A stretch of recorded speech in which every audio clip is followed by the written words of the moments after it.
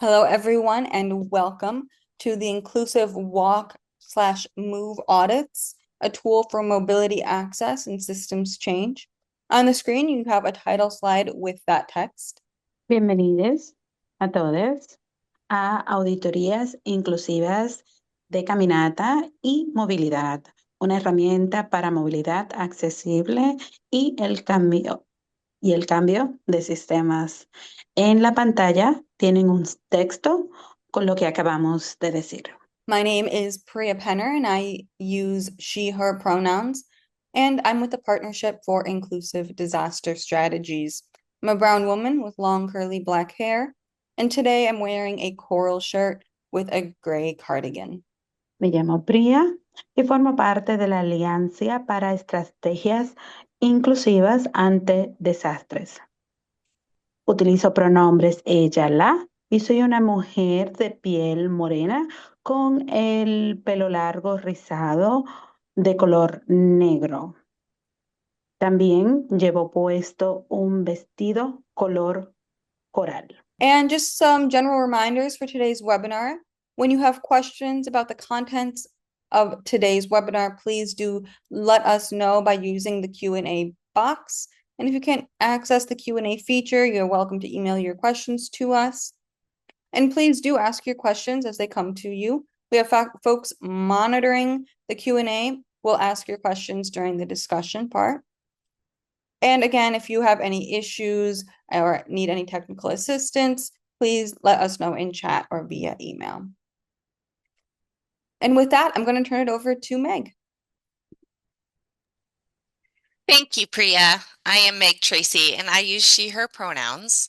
I'm a non-disabled research professor at the University of Montana Rural Institute for Inclusive Communities and in the School of Public and Community Health Sciences. The University of Montana acknowledges that we are in the Aboriginal territories of the Salish and Kalispel people. We honor the path they have always shown us in caring for this place for the generations to come. I'm a middle-aged white woman with long brown hair and dark eyebrows wearing a black sweater today, and I'm in an office with an office background. In today's webinar, we will share a public health practice that supports disability inclusion in designing and promoting healthy communities and healthy lifestyle opportunities.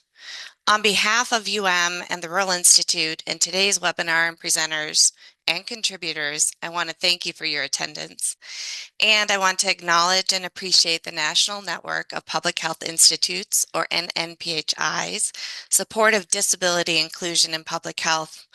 We are joined today by our NNPHI colleague, Laura Hamasaka, who will provide NNPHI's brief welcoming remarks and funding acknowledgements.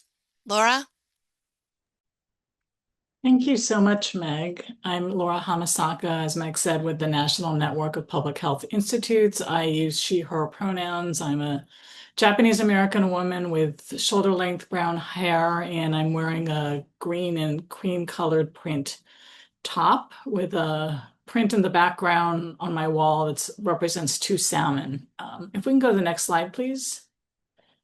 And so I just need to do a few acknowledgements. This is government funded, and so we do this for every webinar. And so the first acknowledgement is that this webinar, excuse me, is supported by the Public Health Institute with funding from the Centers for Disease Control and Prevention of the U.S. Department of Health and Human Services, or HHS, as part of a financial assistance award used by the CDC HHS. The contents of the authors do not necessarily represent the official views of, nor the endorsement by CDC, HHS, or the U.S. government. And lastly, the views and opinions expressed by the guest speakers are their own. Next slide, please. And so the funding for this was part of a cooperative agreement, again, through the Centers for Disease Control and Prevention. And there were four strategies. The first strategy is to expand existing and or develop new mitigation and prevention resources and services to reduce COVID-19 related disparities among populations at higher risk and that are underserved.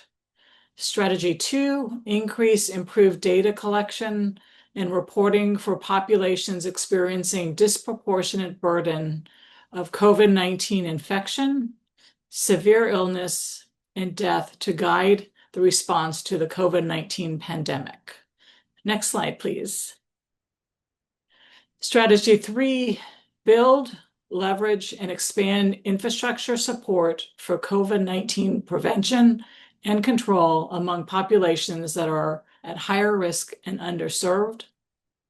And strategy 4, mobilize partners and collaborators to address health disparities among populations at highest risk and that are underserved.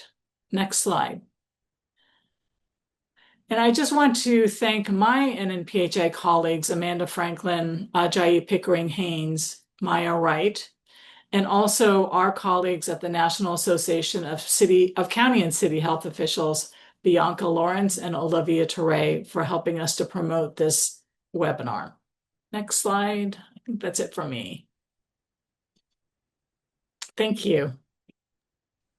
Thank you, Laura. This is Meg again, and I'm now honored to introduce my esteemed colleague, Karen Korb, who will moderate the webinar and introduce our panelists and our discussants. Karen is a 2-time Paralympian, 10-time U.S. World Team member whose commitment to health promoting accessible and disability-led opportunities and justice goes far beyond sport and has helped shape this webinar.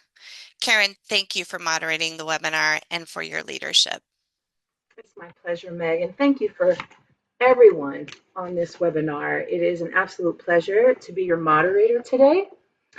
And I am proudly disabled. I'm not differently abled, I'm not specially abled, I'm not abledly abled, or any euphemism around disability. I'm a middle-aged white woman who's awfully tan because I live in the Seminole territories down here in Florida. I have long, multicolored blonde and brown hair, and today I'm wearing a green top. I'm a full-time wheelchair user, and my pronouns are she, her. I am deeply passionate about human beings and the psychology of why we do what we do and why we don't do what we choose to do. Building on everything that we've explored so far, how disability has been framed, who is counted, and how systems either include or how they exclude. We know that happens through intensive decision-making and sometimes haphazard decision-making, through who is in the room and who is not. As we move into today's conversation, let's broaden our perspectives and fundamentally shift how public health systems are designed, implemented, and evaluated. Today, we are focusing on inclusive walk and move audits, not just as a tool, but as a prioritized practice. A practice that brings disabled people, public health professionals, planners, and community leaders into the same space, not just in theory, but in real time. And in recognition of the 36th anniversary of the Americans with Disabilities Act, or how we lovingly refer to the ADA, which is Sunday, by the way, Sunday, July 26th, 2026. And I know that because July 26th is also my mother's 89th birthday. So the ADA, compliance is not necessarily the goal because compliance does not always mean usable. Compliance is all we have. What happens when we move beyond compliance? What happens when we actually become curious about our neighbors and really reflect on how people live and how they move and how they actually exist within our communities? How do we share our lanes of influence in public health? Who's not in the room? Who is in the room? And walk move audits give us a way to really witness what's working and what's not. And most importantly, what is your actual definition of all people? Is it my definition of all people, or is it your definition of all people? And your definition, you may leave a few people out. And that's why we're here today. And with that, I have the privilege of introducing someone whose work embodies exactly what we are talking about today and that much more. I'm grateful to call Charles T. Brown a colleague, and most importantly to me, also a dear friend. Charles T. Brown, from the Shikwaylack, was also in the Choctaw language, Mississippi, also known by Mississippians as Sugarlock, Mississippi. He grew up navigating environments shaped by race, access, and power. Experiences that continue to inform how he understands mobility, community, and equity.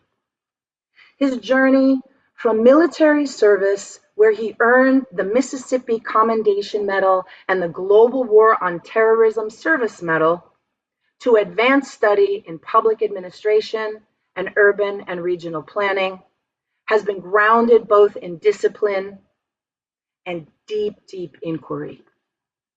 As a senior researcher at Rutgers University's Allen M. Voorhees Transportation Center, Charles began to name and study what he calls arrested mobility. The ways in which racism and structural inequities shape how people move, access space, and experience their communities. It is also the title of his first book and also his podcast. He didn't stop at research. He brought that work into practice by founding Equitable Cities, which now, congratulations, Charles, is Horizon 54, where he continues to lead efforts that center equity, lived experience, and systems change in transportation and community health, and so much more. He continues to teach as an adjunct professor at Rutgers University, bridging scholarship and practice in real time. Charles brings a perspective that challenges us to look deeper, not just at infrastructure, but at the systems and histories that continuously shape how we move in our communities. Because we know mobility is never just about movement. It's about who is allowed to move and under what conditions. Charles, we're really glad to have you with us today.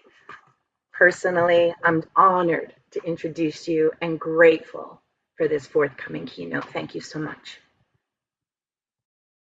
Thank you. Thank you so much, Karen. Much love and respect to you always. I am equally honored to call you a friend as well. You're more than a friend. You're my sister. Thank you. Thank you.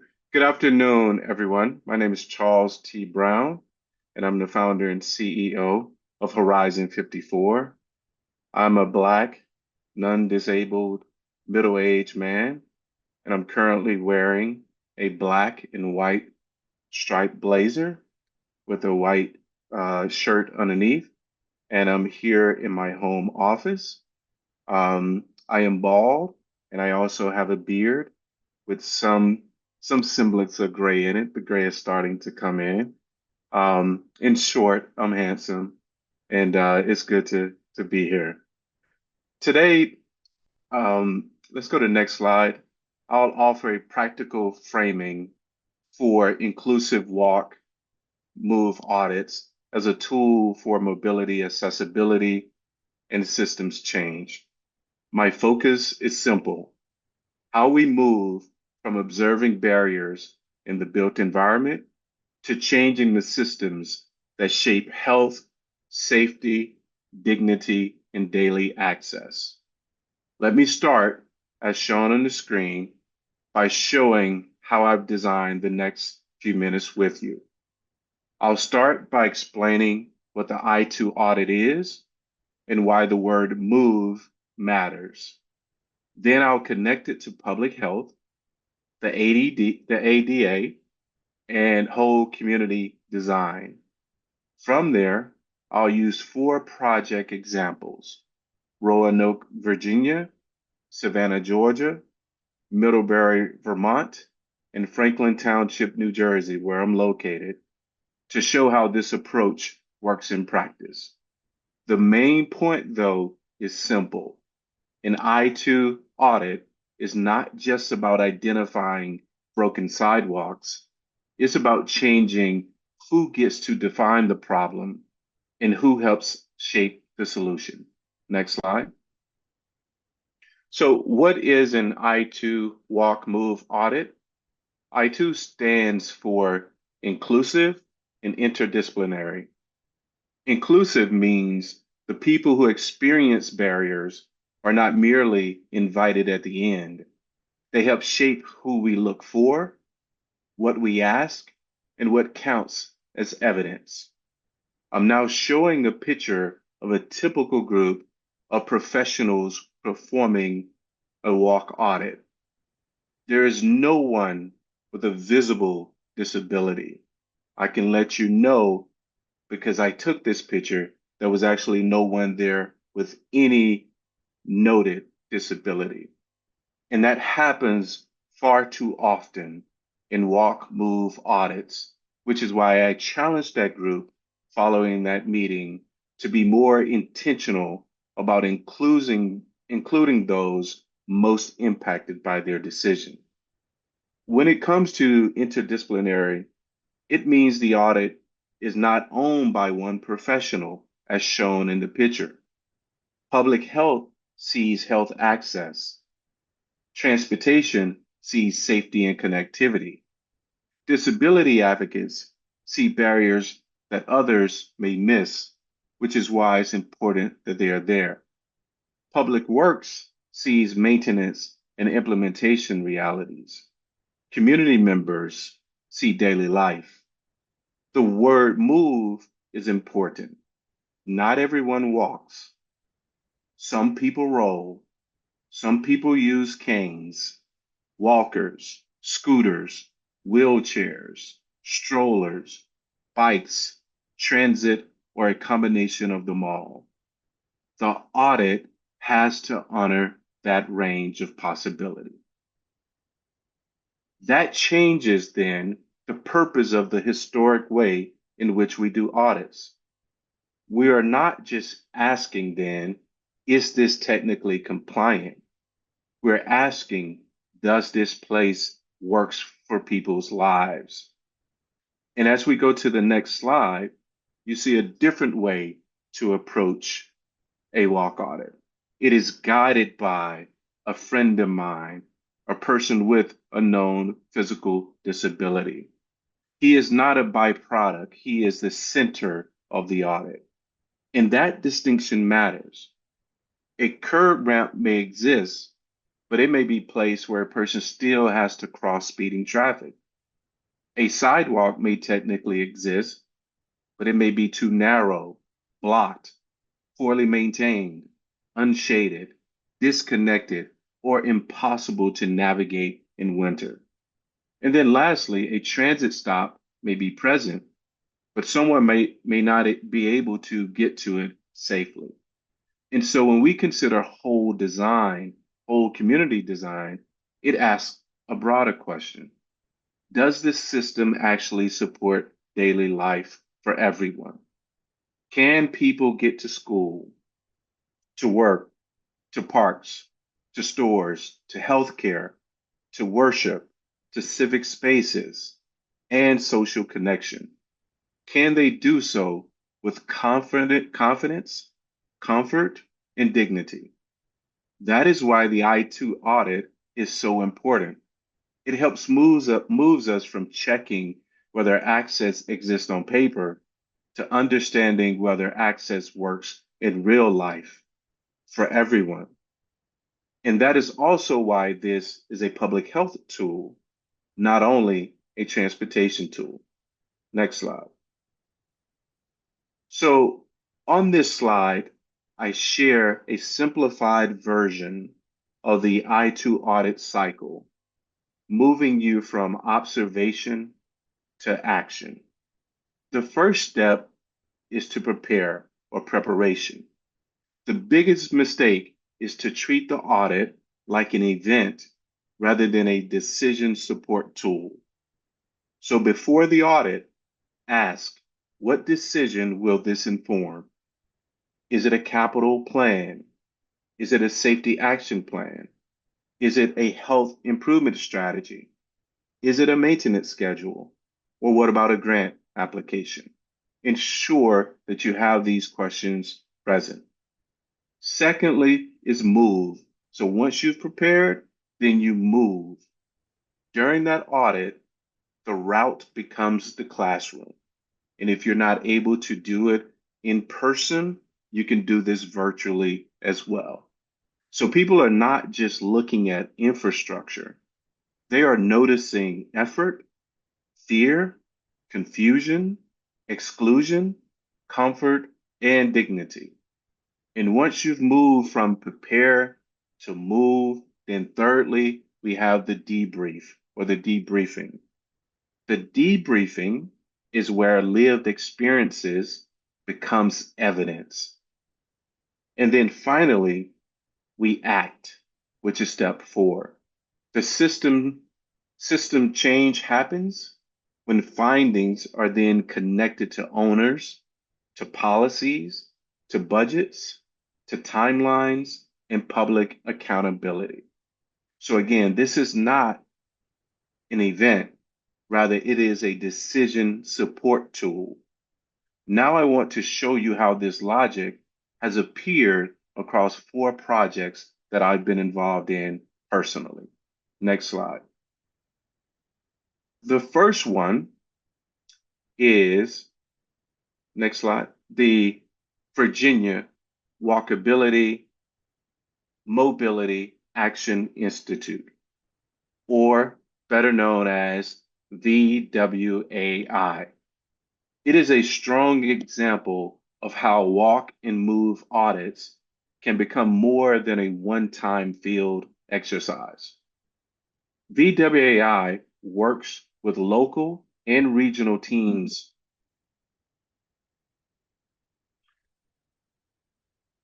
across Virginia to create policy, systems, and environmental changes that increase access to physical activity, especially walking and walkability and mobility. What makes VWAI especially relevant to this conversation is that it combines training, technical assistance, experimental learning, action planning, and implementation support. So teams are not only learning about mobility, walkability in theory, they are developing detailed action plans to improve walking, biking, transit access, and the use of micromobility devices in their communities. So for me, this is where the connection to the I2 audit becomes clear. The audit helps communities see what residents are experiencing in real time. VWAI helps communities move from seeing the problem to organizing the partnerships, the priorities, and actions needed to address it. Next slide. On this slide is a collage of photographs from one project that is the result of action planning and decision making. It is the Lansdowne Community Walkability Improvement Project. And on the screen in this collage of images, you see members of the community, public health, you see transportation professionals, environmental professionals, and artists doing a street mural. Some people call it a street tattoo, but it was the result of a road diet. And what it allows is an infusion of culture as well. And what this project responded to is real neighborhood safety concerns because there was high and fast traffic volumes, there was narrow and non-ADA compliant sidewalks, there was limited pedestrian lighting, and overall limited crossing opportunities for residents.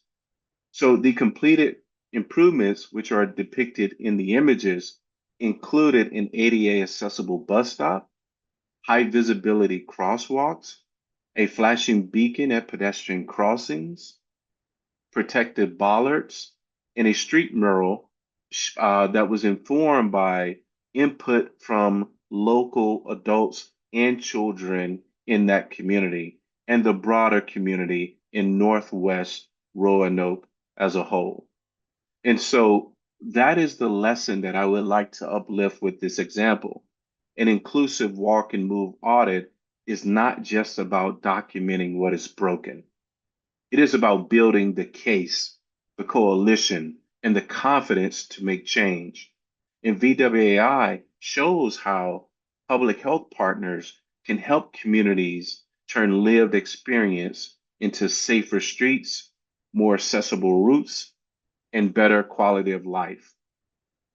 Next, and before I get to the next slide, one thing that I want to note in that particular project is that they leverage that action plan, that process to apply for a 2025 Safe Streets for All demonstration grant, and they won it. They received $617,000, of which $493,000 came from the federal government. The rest, I believe, was matching funds. So you could see how they went from conducting the audit, making key decisions, proposing recommendations, and ultimately being successful for a 2025 Safe Streets for All quick build demonstration grant. The next one that you see on the screen is looking at equitable access to 6 parks in Savannah, Georgia. This was done by Healthy Savannah. And on the screen, I'm showing a picture of 15 students that I personally paid to travel from New Jersey to Savannah, Georgia, to help conduct the assessment around these parks. And what this is a strong example of how an audit can move beyond simply looking at infrastructure and begin asking whether public spaces actually support community health, safety, and daily life. Next slide.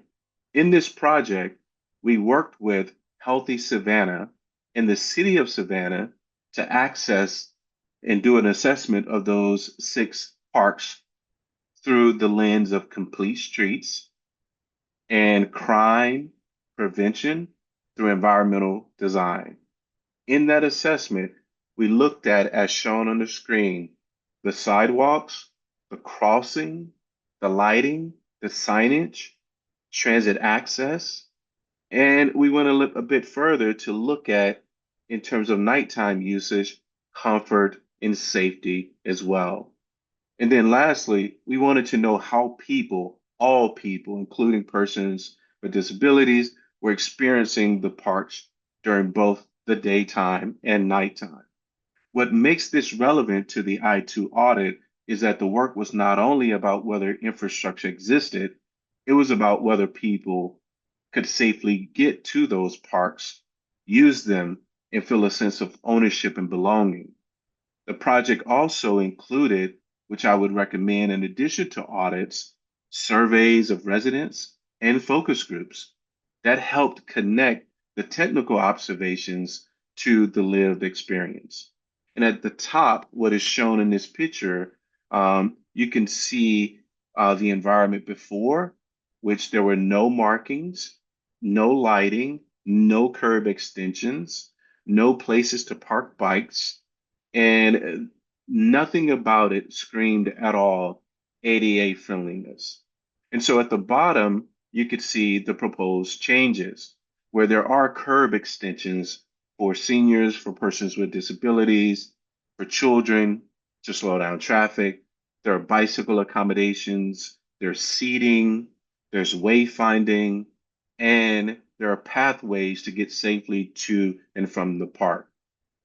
Next slide, you can also see in this same community where we enhance a connection to a community center, better connecting it with the park. And that community center is important because it's the place where many of the seniors in that community go for social activities.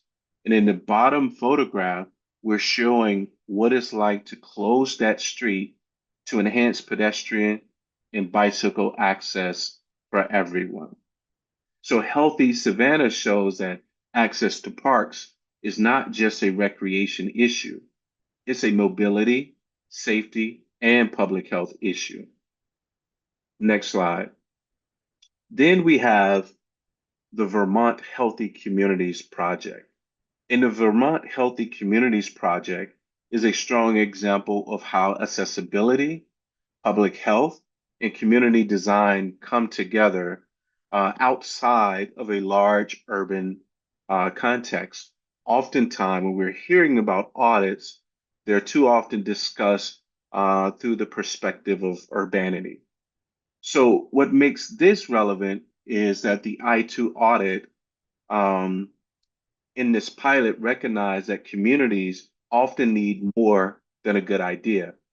They need support with engagement, they need disability access, they need translation, marketing, and implementation, which was all part of the technical assistance that we provided as part of the Vermont Health Equity and Community Design Technical Assistance Pilot Project, which was led by the Vermont Department of Health.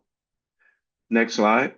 In this example, I'm showing a proposed improvement for a skate park in Middlebury, Vermont.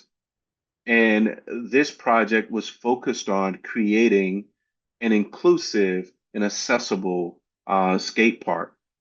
And in this first draft, the image on the screen shows that the initial idea for the skate park, which was a shared recreation space with ramps, with seating, with trees, and different people using the park. It starts to show that the skate park is not just for expert skateboarders, but for families, for kids, for bikers, for spectators, and community members. But that first draft, as per the community, as per the input provided from disability professionals, it was not up to par with their expectations. So next slide. Now on the screen, I'm showing handwritten notes from members of the community, and they're identifying what needs to change. They felt that the image needed to make people larger so that the space felt more human. And they wanted to show children using scooters and bikes, include wheelchair users in the space if it's going to be inclusive, add shade, seating, grass, and better pedestrian connections. And this is where the design became or started to become more inclusive. Next slide. This is a picture of the final design concept, and it shows how that feedback shaped the design. It now feels more welcoming, accessible, and community oriented. You can see a lot of people of different ages, races, ethnicities, abilities, and mobility styles using this space, including a wheelchair user, children, skaters, bikers, and people sitting nearby. So that final concept communicates that this is not just a skate park, it is a public space for recreation, connection, and belonging. Next slide. Lastly, I'll share with you how a complete streets and crime prevention through environmental design audit at a Naaman Williams Park in New Jersey is a strong example of how an audit can bring safety, design, and mobility together. This one used a CPTED, again, a crime prevention through environmental design lens, to assess how the design, the operation, and the maintenance of that park may contribute to opportunities for crime or perceptions of danger, which many from the disability community has noted as a concern for them, given how vulnerable they can be traversing to and from parks in this area. And so what makes this relevant when it comes to the I2 audit, which a walk audit, move audit was done, is that the assessment expanded beyond just the park boundary. And that matters because people experience safety as a part of a connected environment. The street, the sidewalk, the park entrance, and nearby development, including transit access in their route home. Next slide. And so in the slide here, I'm showing the entrance to the park and the surrounding affordable housing complex. And ultimately, what this project highlight is something that we often overlook, and that is the importance of bringing crime data, travel data, and nighttime audits into our walk and move audits. And this is something that I've been on for 2+ decades. An audit is not an audit if it is not done in the day as well as in the night, because people can feel very different after dark, and places can feel different as well. And so in the next slide, I'm showcasing or showing the park during the day. And you can clearly see that this is a beautiful park outside of New Brunswick, New Jersey. But one of the things you cannot see is what that experience is like at night for people traversing to and through that park.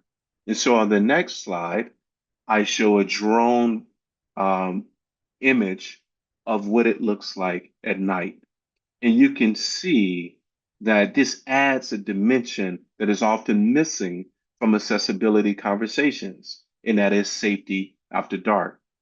What this image does is remind us that a route can be technically accessible and still functionally unusable if people feel unsafe using it. So it shows that accessibility is not just about movement, it's about safety, visibility, and the confidence to use the space. So in closing, next slide, the 4 examples show that the I2 audit is not a narrow tool. In Roanoke, it can help people and communities move from walkability training and public health goals to visible safety improvements. In Savannah, it can connect park access, neighborhood safety, and belonging to broader public health outcomes. In Vermont, it can help small town and rural communities design recreation spaces that work for people of different ages, abilities, and mobility styles. And at the Naaman Will Park here in New Jersey, it can bring forward an often overlooked part of accessibility. That is whether people feel safe moving through public space, especially after dark. So across all 4 examples, what I want you to remember, and the principles are the same. Number 1, start with lived experience, not just standards. Number 2, bring disciplines together.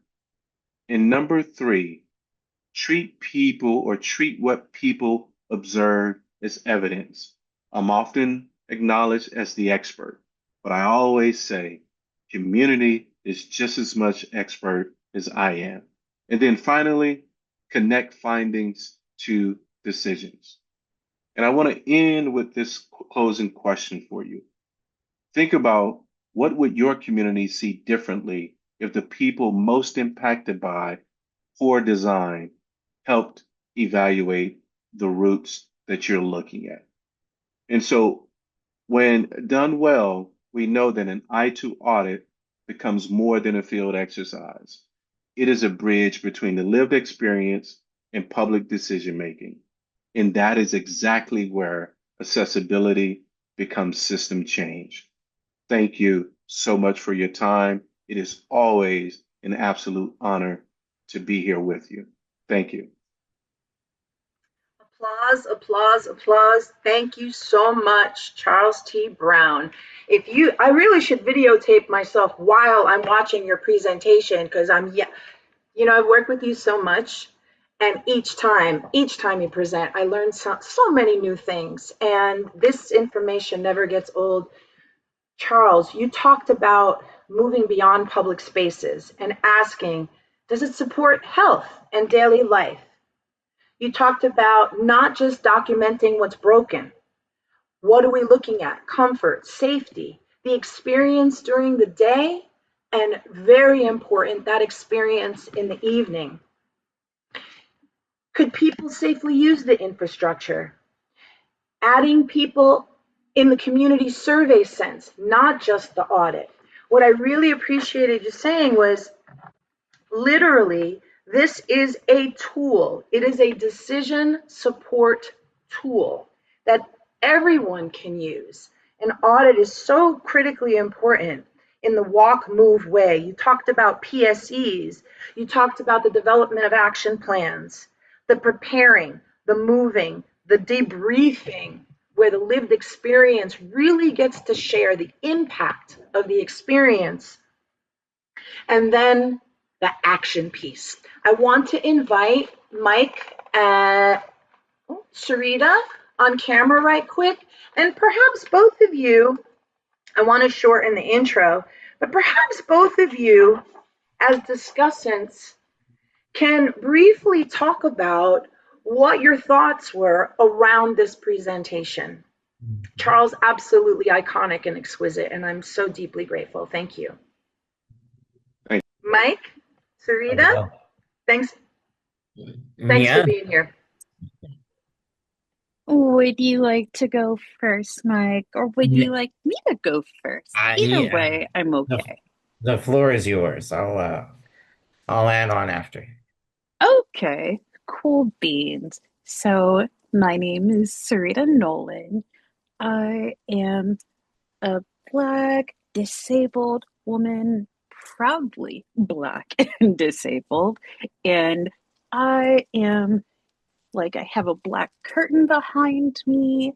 I'm wearing like small little dreadlocks that I'm proud of, and I have a black shirt on. And yeah, and for me, this presentation was phenomenal. Like, what I loved most is how it planted these seeds, because being CEO of Disabled in Higher Ed, it makes me think of how the community extends into campus environments with like theater districts and like maybe points of like historical pieces on campus. And there's so much pride around campuses, and even like those lifelong learner things where like people of older age can go and like learn stuff. And like, how do we really include disabled people, and do we really consider them? Like, even interrogating the community aspects in higher ed, like it really brought like eyes opening, even without considering how we move through the environment in higher education. Sorry, getting on Yeah. like my passion track after you, Mike. Yeah. Yeah, So, wonderful. Absolutely. Oki Nistu Nitaniku, Michael Beers. It's a short introduction in Blackfeet. Um, and I'm coming to you from my home office today in a black sweater, with my dark hair combed back and a goatee, I got in 2002. Um, and yeah, such a pleasure, to be a part of this conversation, this community, and this presentation. I think it is a fresh, evolution to a conversation we've had a lot in disabled spaces for a very long time. Mhm. And it really counteracts this idea of a rising tide lifts all boats. And I think that's something we need Mhm. to let go into history because it assumes that everybody has a boat. And if you don't Mm. have a boat or a community, a rising tide drowns you. So that's to say, when you start by evaluating and making any community physically, environmentally, culturally accessible to the group that has the hardest time accessing it, it builds such a richer environment for everyone. With the adverse being that trickle down idea, right? That we have proven over and over doesn't work, unless you're, of course, talking about bullying. And I think that Mm. definitely is something we're seeing today. But the idea is that that doesn't change a community by making it easier for the person that is having the hardest time accessing that community, making it accessible for them by accident makes it more appealing, safer, aesthetically nice for everyone to be around. And I think that's the value that people with disabilities bring to a design project. So I think it's when you shift that table to look at what value are we adding as opposed to oh, what do we have to do Mhm. to make it accessible for you? I think that changes mindsets. And as this presentation so beautifully gave examples of, they weren't just accessible with more dynamic people in them. They were nicer looking spaces, and more Mhm. environmentally um, uh, pleasing to Mm. be in. Like, I think that's amazing. I think and looking at, what access means beyond, mm. physical access. I think environmentally is it, I love that we pointed out a walk audit isn't a walk audit unless you're doing it at night because it feels Mhm. different. And I think that also opens the door to our relatives with disabilities who may not have apparent disabilities. You Mm. think their access needs are different, but there are access issues from how bright lights are to what the sound of the environment is, whether it's overwhelming, whether it can be easily navigated by signage. Those are all things. So yeah, just Mm. the holistic approach and the community feel. I think Mm. was a really nice thing to see, and I, a way to yeah. grow it to more places. I could not agree more, Mike. And I actually had a question for you, Charles.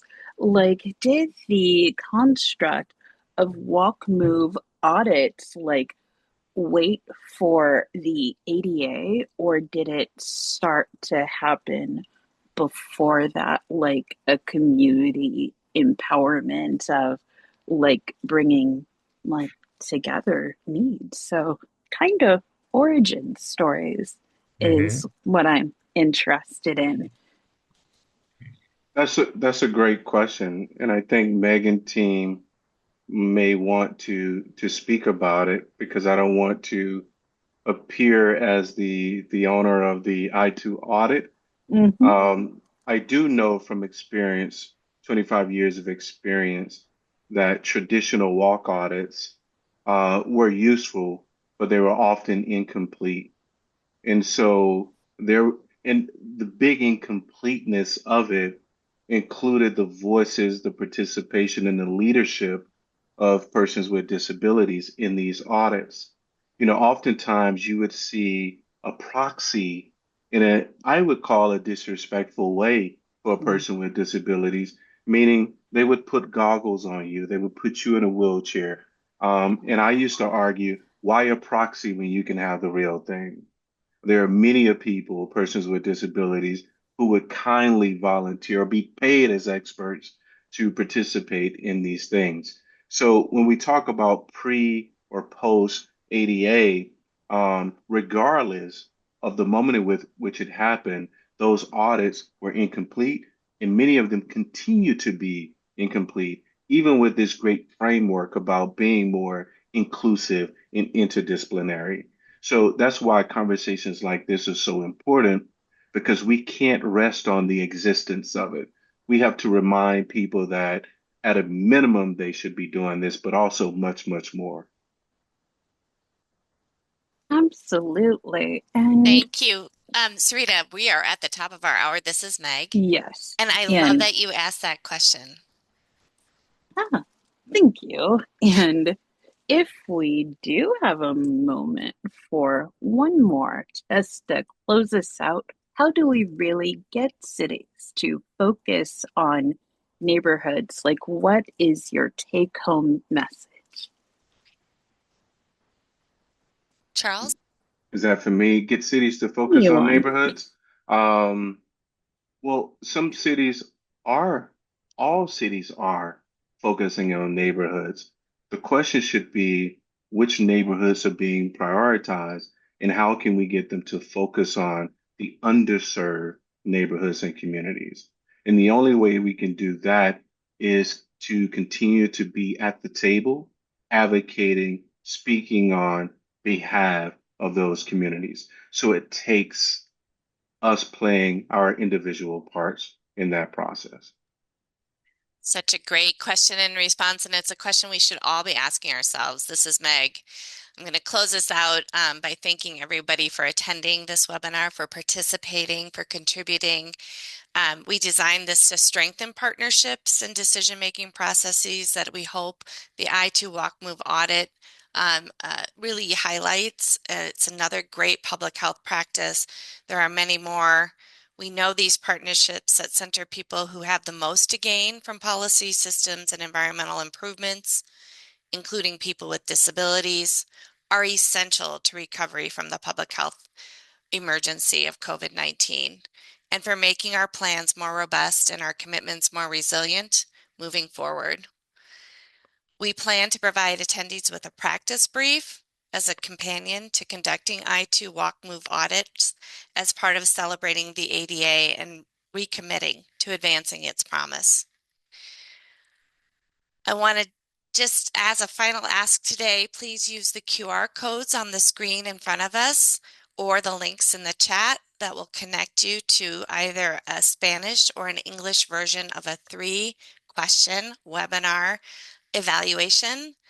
And with that, I just really am so grateful to Charles Brown, to Sarita, to Mike, to Karen for today, Priya, and the partnership for your organization, and of course for the continuing support of NNPHI to assure that disability is a part of strengthening public health moving forward. Thanks, everybody. Thank you.